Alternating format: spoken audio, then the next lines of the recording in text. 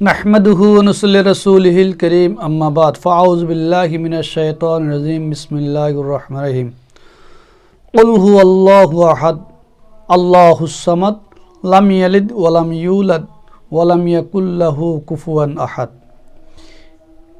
এই সূরার অর্থ হলো, বলুন তিনি আল্লাহ এক, আল্লাহ মুখাপেক্ষীহীন, তিনি কাউকে জন্ম দেননি এবং তাকে কেউ জন্ম দেয়নি। ৪ নম্বরে তার সমতুল্য কেউ নাই। সম্মানিত হাজিরিন, এই সূরা কেন অবতীর্ণ হয়েছেন? এই সূরা নাজিল হওয়ার কারণ কি? রাসূল করিম সাল্লাল্লাহু আলাইহি ওয়াসাল্লাম বলতেছেন, একদা এক কুরাইশ রাসূল করিম সাল্লাল্লাহু আলাইহি ওয়াসাল্লামের কাছে এসে বললেন, ইয়া রাসূলুল্লাহ, আপনার রব কি খায়, কি পান করে, উনি এখন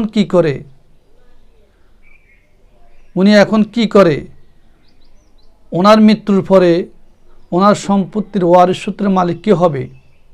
এইভাবে বিভিন্ন রকমের প্রশ্ন করা শুরু করলেন রাসূল করিম সাল্লাল্লাহু আলাইহি ওয়াসাল্লামকে। বলেন তো, আল্লাহ তাআলার কি কোনো সন্তান আছে বা কোনো পরিবার আছে, বা তিনি কি কাউকে জন্ম দিয়েছেন এমন কোনো প্রমাণ আছে? যদি তিনি কাউকে জন্ম দিতেন, বা তিনি যদি কার থেকে জন্ম নিতেন, বা তিনার কোনো যদি পরিবার থাকতো, যদি তার কোনো সন্তান থাকতো, তাহলে ওনার মৃত্যুর পরে উনি মারা যাইতেন, তাহলে ওয়ারিশ সূত্রের মালিক হওয়ার কারণ ছিল। তিনি তো কাউকে জন্ম দেন না, কাউর থেকে তিনি জন্ম হনও নাই, আর তিনার কোনো সম্পদ ভোগ করেন না, বা তিনি এমন কোনো কাজ করেন না যে তিনি সম্পত্তির মালিক হইতে হবে, ওয়ারিশ হইতে হবে। নাউজুবিল্লাহ। তো এইভাবে রাসূল করিম সাল্লাল্লাহু আলাইহি ওয়াসাল্লামকে এই ইহুদি প্রশ্ন করেছেন।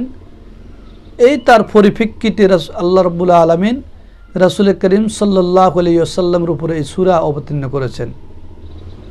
তিনি এই কথাও বলেছেন যে তিনি কোথা হতে জন্মগ্রহণ করেছেন।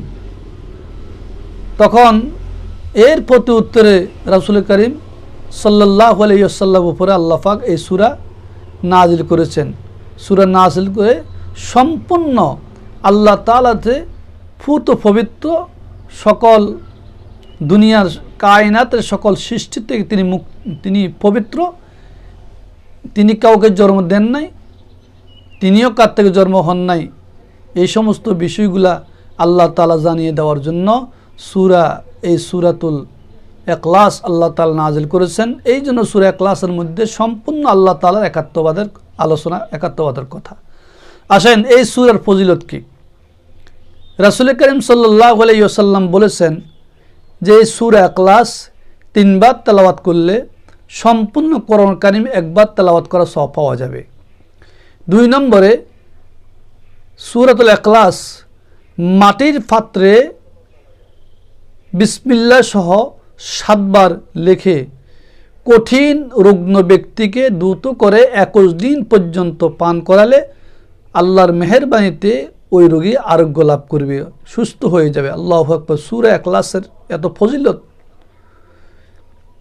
3 নম্বরে, এশার নামাজের পর দাঁড়িয়ে এই সূরা 101 বার তেলাওয়াত করলে আল্লাহ তাআলা তার সব গুনাহ মাফ করে দিবেন।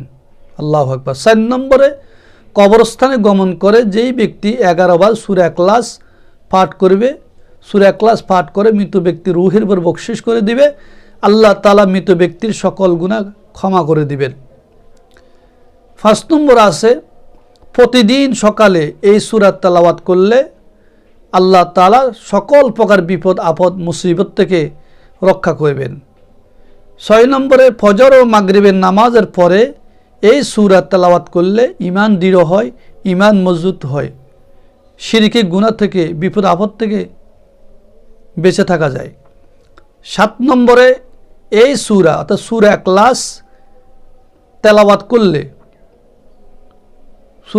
তেলাওয়াত করে মুনাজাত করলে আল্লাহ তাআলার গজব থেকে রক্ষা পাওয়া যায়। তো সূরা ইখলাসের ফজিলত, এই সূরা ইখলাসের অনেক উপকারিতা, অনেক গুণ। অবশ্যই আমরা সূরা ইখলাস পাঠ করব। সূরা ইখলাস পাঠ করে আল্লাহকে দোয়া করব। তো সুতরাং যেই ব্যক্তি সূরা ইখলাস 3 বার তেলাওয়াত করবেন, 3 বার তেলাওয়াতের কারণে সে সম্পূর্ণ কোরআন কারীম একবার তেলাওয়াত করার সওয়াব পাবেন। এইভাবে অসংখ্য ফজিলত রেখেছেন আল্লাহ তাআলা সূরা ইখলাসের। এই জন্য সূরা ইখলাসের উপর আমরা আমল করব, এই সূরা ইখলাস সবসময় তেলাওয়াত করব। সূরা ইখলাস অর্থাৎ কুলহু আল্লাহ, এই সূরাটা আমরা সবসময় তেলাওয়াত করার জন্য চেষ্টা করব। আল্লাহ আমাদেরকে আমল করার তৌফিক দান করুন,